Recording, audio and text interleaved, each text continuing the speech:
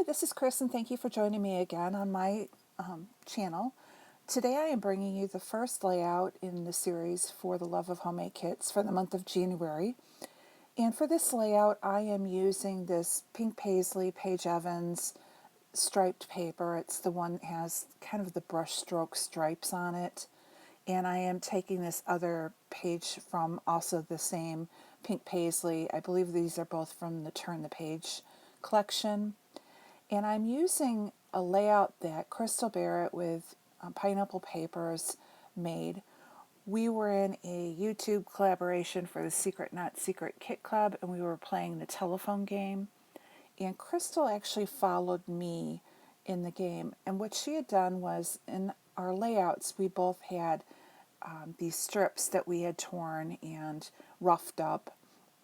And I had used several different types of papers for my stripes, but she had used one paper. And what I liked about it, it kind of gave it the look like it was water. So as you can see, as I'm cutting these into 1.5 inch strips and then cutting or giving it a torn edge, it kind of looks like waves and the white caps that you'd see for the ocean as they're rolling in. And since I am doing pictures that I had taken on a vacation to Shackelford Banks out in North Carolina, I thought this would be the perfect kind of a look for these pictures. So here you can see I've gone ahead and I've roughed them up, and I'm just going and putting them down, and I'm covering up the gray part of it because I really want the blue sky, the green water kind of a look. And so it's kind of giving my background more of an abstract scene versus just, doing your typical L-shaped or horizontal look. So here I am taking 3 of the pictures from the island. One is of the lighthouse that you can view from Shackelford Island. One is of one of the wild horses.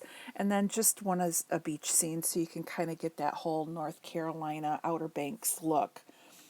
And here's where I'm going to struggle, and struggle bad. I knew when I started the layout, I really wanted it to look like they were tucked into the different layers. But no matter how I put them, it just seemed off, like there was too much of a gap or they were too bunched together. I just couldn't get it to look like it was random, yet, it just wasn't sitting with me. It was not giving me the visual look.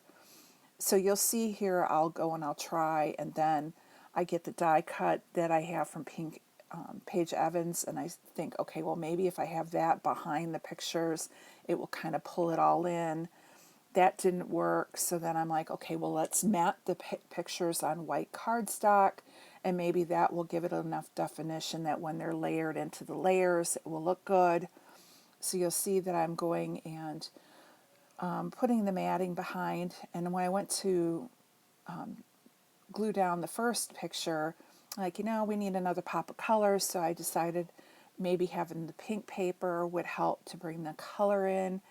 And so I did that, and now I'm going to go ahead and do the other pictures, start putting them on the white matting, and again, tucking them in here and there. And I will literally suffer, and they get moved around all over the place. And I left this in because I wanted you to see that, normal scrapbooking, this is what we do. We turn it around, and you keep going until you find what you want. The lovely YouTubers, we can all edit out, but I didn't think that was fair because I don't want you to get the wrong impression that it's just comes easy. You do struggle, and you just keep moving it until you find what you like. Don't give up, just keep going. So here I've got another one. Now I decided I wanted one of the smaller photos to be with pink because I thought, again, another pop of pink would break up all the white. And I just couldn't get these to look. I tried putting them together. I tried separating them out. And then I pulled the one picture up top. And I liked now how that was looking. It was better, but I wasn't sure. So then I pulled the cut file down a little bit lower so it's more to the front, and I bring it back down again because I really wanted to have all the pictures in the different layers of the strips.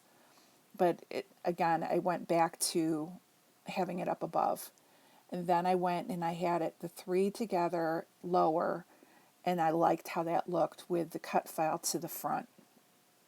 So now I still am not 100% sold, so I decided to pull in a doily. I tried the brown first, but because I really didn't pull in a lot of the brown other than what's in the pictures, I decided to go with the white doily.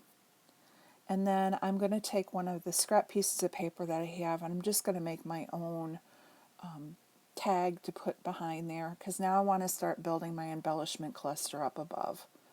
So I'm just going to take one of my other tags I have in my stash, and I'm just going to use it as a template and just quickly cut it and hole punch it, and now I have my tag. So the next thing I'm going to do is start going through, and I pull one of these pink paisley, and I liked how it said beautiful, but when I was putting it in the bottom cluster, I wanted just you to be able to read the beautiful, but that was pulling that cluster and the doilies up too high. So I ended up moving it to the upper photo, and now I like how I have that area for a grouping, and then I have my other cluster is going to be at the bottom with the other three pictures. And I'm liking how that's going. So now I've decided I'm going to keep the cut file where it's at. So I just take a little bit of my quick dry adhesive and I tack that in, and now I'm just going to glue everything in place. So I'm fanning out those photos. I leave them all in the same strip and fan them out. And then I'm going to go ahead and glue down the doily and the tag.